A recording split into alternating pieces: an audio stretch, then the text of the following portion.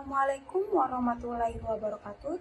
Perkenalkan, nama saya Anggus Saskia Nurul Farhana dengan NIM S1Q021019. Di sini saya akan mempresentasikan proposal saya yang berjudul Pengaruh Model Problem Based Learning Berbantuan Media Pet Simulation terhadap hasil belajar peserta didik di SMA N2 Praia. Kemudian latar belakang. Ada 4 faktor yang melatar belakangi proposal saya ini. Yang pertama itu pentingnya hasil belajar. Nah, hasil belajar merupakan tolak ukur untuk mengidentifikasi dan mengevaluasi tujuan pembelajaran.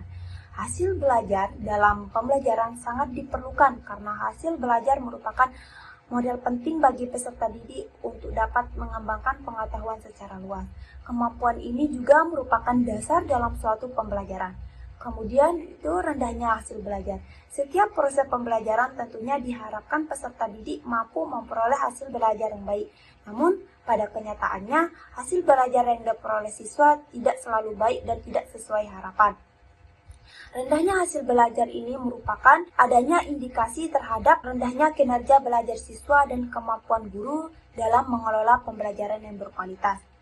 Kemudian, pentingnya model problem-based learning. Salah satu model pembelajaran yang tepat untuk meningkatkan hasil belajar yaitu dengan menggunakan model problem-based learning.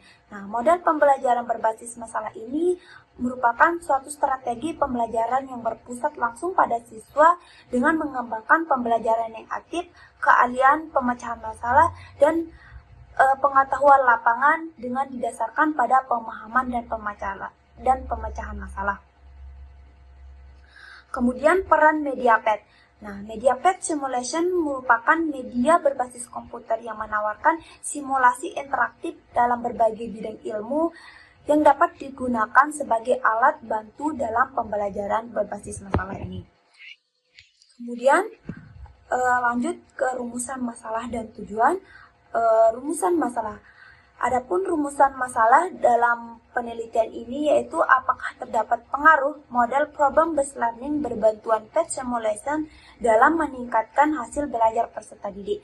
Kemudian tujuan penelitian ini yaitu untuk mengukur pengaruh model problem-based learning ini berbantuan PET simulation terhadap hasil belajar peserta didik.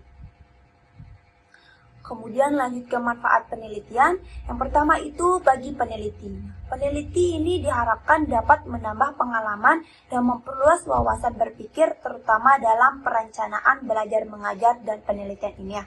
Kemudian bagi peserta didik dengan menggunakan model problem-based learning ini akan lebih menarik dan bermakna sehingga menjadi aktif dalam pembelajaran dan dapat meningkatkan hasil belajar peserta didik.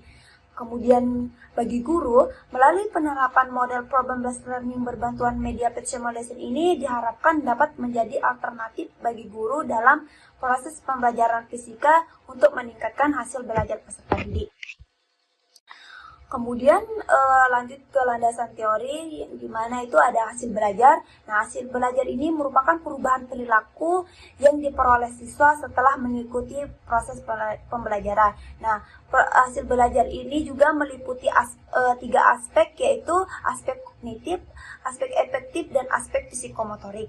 Nah, kemudian problem-based learning. Problem-based learning ini merupakan pendekatan pembelajaran yang berpusat pada siswa dengan fokus pada pemecahan masalah nyata yang relevan. Nah, model problem-based learning ini diyakini dapat meningkatkan kemampuan berpikir kritis, keterampilan komunikasi, dan dapat meningkatkan hasil belajar peserta didik. Media PET simulation, di mana media PET simulation ini merupakan media pembelajaran yang berbasis komputer. Nah, di mana media ini dirancang untuk membantu pemahaman konsep melalui simulasi interaktif. Nah, media PET simulation ini sangat mudah diakses melalui internet. Dan media PET simulation ini bisa digunakan online maupun offline. Nah, kemudian yang terakhir itu ada metode penelitian. Yang dimana itu ada jenis penelitian, dimana penelitian diambil yaitu penelitian kuantitatif dengan metode kuasi eksperimen. Kemudian desain penelitian yang digunakan yaitu non-equivalent control group, yaitu terdapat dua kelompok, yaitu kelompok eksperimen dan kelompok kontrol. Kemudian populasi dan sampel, yaitu populasinya siswa kelas 11 SMA N2 Praya dan sampel diambil dengan teknik purposive sampling. Kemudian lanjut ke instrumen penelitian.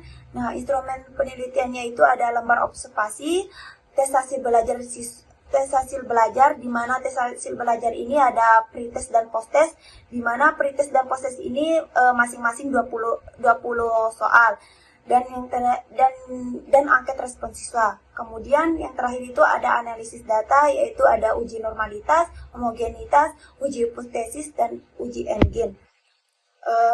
Terima kasih. Baik, mungkin itu yang bisa saya sampaikan. Mohon maaf jika ada salah. Wabillahi taufiq wal hidayah. Wassalamualaikum warahmatullahi wabarakatuh.